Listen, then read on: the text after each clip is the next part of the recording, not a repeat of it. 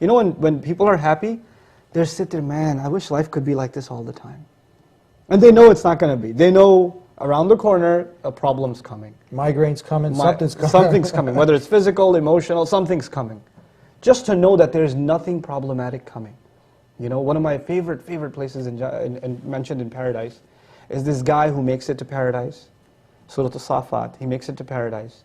And he notices his friends sitting there and they're all just, hey man, you made it too, and they're kind of congratulating each other. So you'll be having those talks? Yeah, you're like, oh my God, you're from there, and we're just getting to know each other all over again. I remember you. And then he wonders, what happened to my best friend? I don't see him here. So he, from way back in the day, back in this world, he remembers his one friend missing from this group.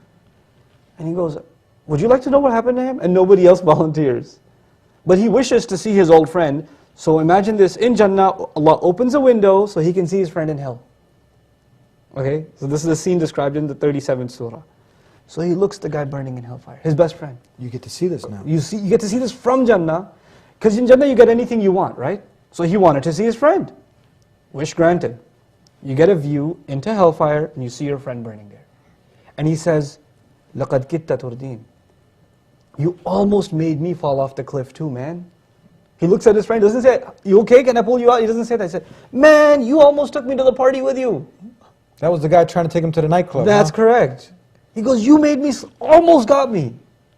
You're the one who used to make fun of my religion. You used to say you're too extreme. What do you mean we're going to go back to paradise? Or there's going to be a hellfire? You're the one who used to crack jokes with me about religion. You're that guy. And then, now imagine this guy who's in Jannah looking at this and saying, oh thank God I didn't listen to you. Because for a second there I was thinking about it. Right? So now the window's closed. But this guy has just seen hellfire. Do you think he's shocked and horrified? He would be. Even though he's in Jannah, he just saw hellfire. So he comes back into Jannah, and it's like he just got here for the first time. The words in the Quran are amazing. أَفَمَا نَحْنُ بِمَيِّتِينَ? Are we not going to die anymore? Really? But wait, he already knew that. He's in Jannah.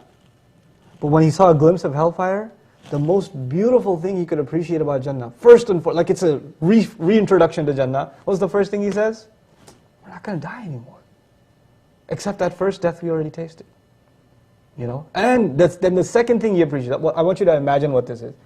The second thing he says that he loves about Jannah. Now imagine, trees, mansions, friends, waterfall, all the food you want, amazing things around him. And what's the number two thing? First thing, we're not going to die anymore.